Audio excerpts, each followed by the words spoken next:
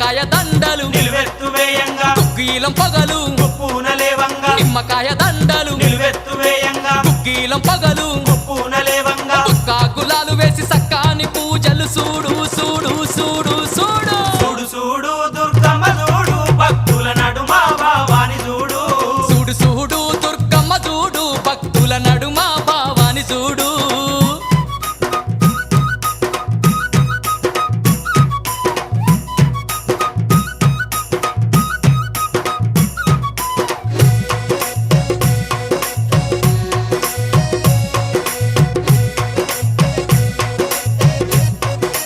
అమ్మా